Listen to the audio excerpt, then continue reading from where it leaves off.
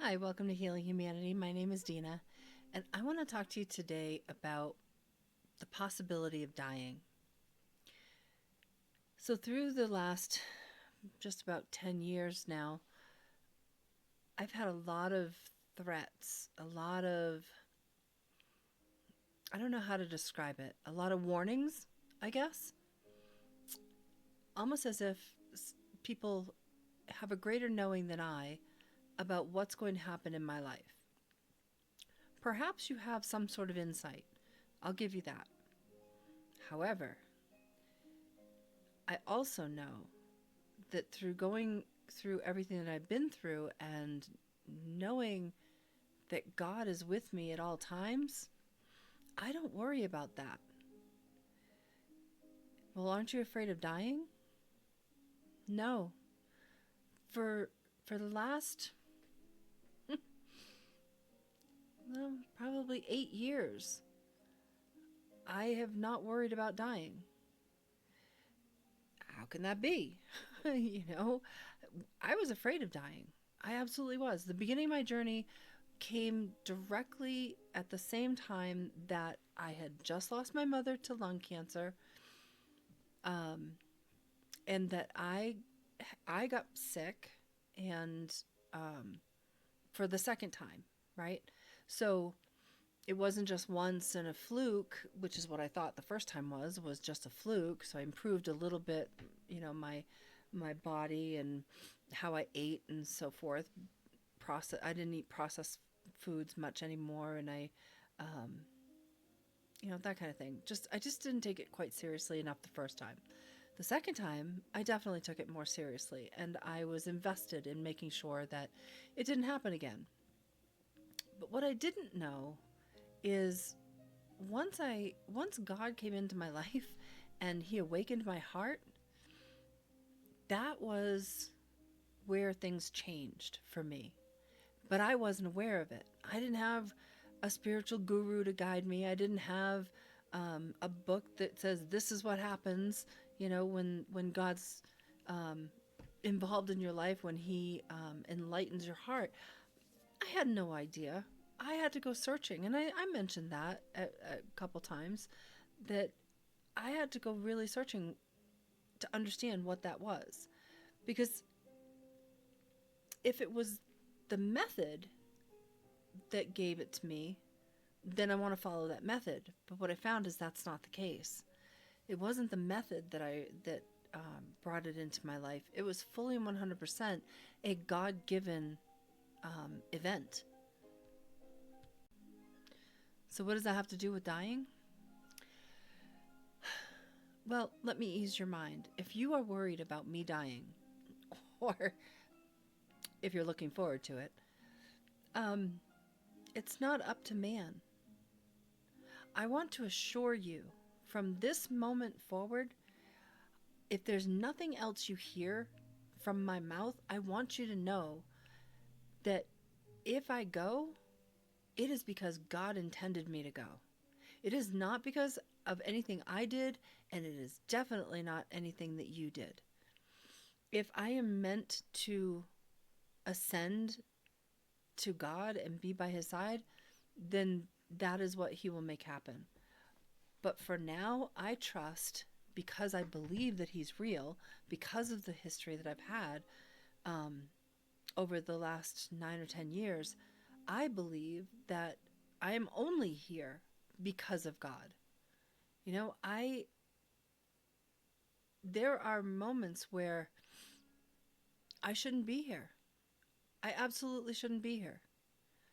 I was walking in Pleasanton, Texas. And so here's what happened. I was with a friend. We were going down to see some oil wells, his oil wells. And I get out of the truck, but he parked so close to this tree. Everything in Texas can hurt you, by the way. But I get out of the truck to follow him, and I swear they were this big. I don't know, maybe not, but it seemed like they were this big. Were like um, just prickers or something coming out of this tree. And so I'm trying to avoid it. And I get out of the truck and I avoid that. And then, um, stupid me being down in Pleasanton in the desert, I didn't wear boots. I didn't even consider it. I had been doing a lot of things that day and was still in sandals from a kayaking adventure that I had that afternoon. And so I didn't even consider it. And my friend didn't mention it. And maybe he didn't think of it either. So I get around this thorny tree that I'm hoping not to scratch my whole self up. And I start walking, and then I do feel like a pinch on the inner side of my ankle. And I thought, okay, well, I kind of bent down, didn't look at it because I was already late trying to follow him. So I just bent down and kind of wiped it off, and it was a little wet, but I moved on, just kept walking without looking. And I figured, well, I had been tending bees. Don't ask. I was attending bees earlier that day, and a bee followed me and stung me. And I thought, well, maybe I got stung in that area and I didn't realize it. And maybe now, just because I'm twisting differently, that's probably what that was. So I just explained it away in my head without ever looking at it. I got home that night, and it had been several hours.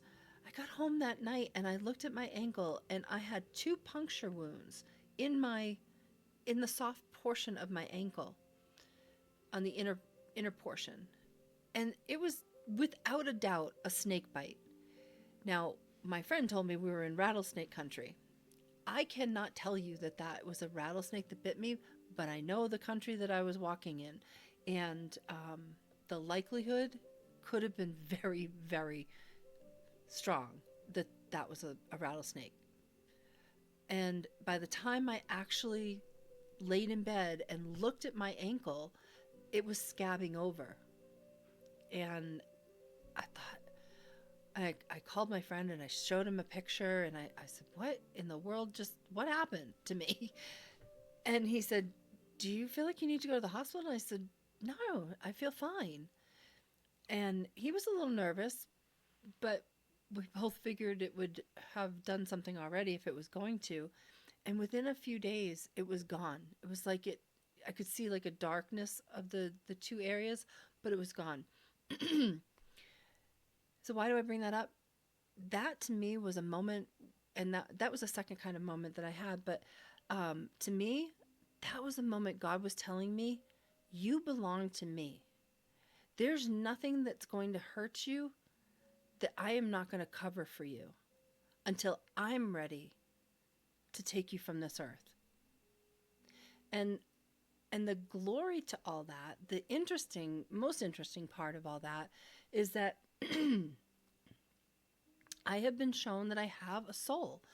I believe that God showed me very early on, before I even left New Hampshire, that my soul, my energy within my body that drives my body is 100% real. And knowing that, and knowing all of the research that I've done and all of the readings that I've done, I have done a lot of readings on Cathars. I've done a lot of readings on the history of the church and so many things. And of course, reading the Bible. Even in the Bible, it talks about Jesus' resurrection and how we will do the same as him, or even more, because he was ascending to the Father. With all of that, if something were to happen to me, I know that my soul is protected. I know that if I'm taken from here, then I will wind up going to God, to heaven, and I will wind up returning, and that was never taught in the church as I grew up at all. But I can tell you this, one of the priests, I was about 11 or 12 years old, and we were just about to be confirmed. And this is just before my mom quit the church, or we all quit the church. The pastor was very, very forceful, and I didn't answer his question when he asked me immediately, but as he's walking by us, he said, "What is your name?" Like we were supposed to pick somebody from the Bible that we related to, and we were supposed to speak that when he asked us. That was one of our teachings. I've asked other people, and nobody else seems to have had this happen. But our class, CCD class, I guess is what they were called. I don't remember, but anyway, our class was guided to do that. And when he asked me, I didn't answer him at first, and he really got frustrated with me, and he's walking like to every child past me, and he turned around and gave me this nasty look, and he said, "Speak your name." And I spoke a name, and it doesn't matter, but um, and I didn't know how to answer him, and so I spoke the name that first came to mind, and he walked on, but he was so nasty. And I think about it now because I realize that all along my journey, there have been situations that have occurred that have shown me that many of us have been here before. And we're here for reasons, we're here for purposes, and we are shown that. I mean, I have to say, a lot of people go through trainings to awaken. And I get that. Maybe some people need that. I can tell you, I feel as if my whole life has been a training ground. On honest to God, I've gone through so many losses, so many changes, massive chaos, uh, things that I can't control. Some failures, some not, but some failures. So many, so many, like I said, changes and switch ups and um, fake people, fake friends, fake family, even. And through all of that, it was as if it was all purposeful, like training me to know who I was, to know that I had a soul, to trust in God. And it has been successful. Um, Maybe it's taken longer than some, I don't know, but I don't have any fear that if I was to go, I know that that is what the one true God is asking of me and is requiring of me. And I don't have any fear from that at all. I know that it's not man. I know that there's nothing that man can do or require um, that will change what God has planned for me. He has guided me along some paths that have been mind blowing to me. Things and people that I would never have expected to meet. Souls that I would never have expected to meet. Wasn't even looking for, honestly, at all.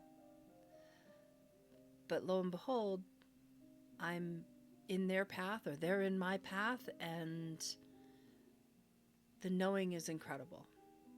And so I would just say that if you feel worried that I'm not running a business, I'm not making the money that's required of me to be able to continue, or maybe I'm not doing what you think I should be doing as far as being able to stay alive,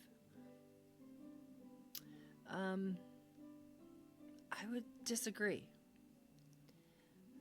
And I would disagree only for the simple fact that I'm following God's voice. And if that's not good enough, then perhaps our systems on earth need to change. I'll just leave it at that.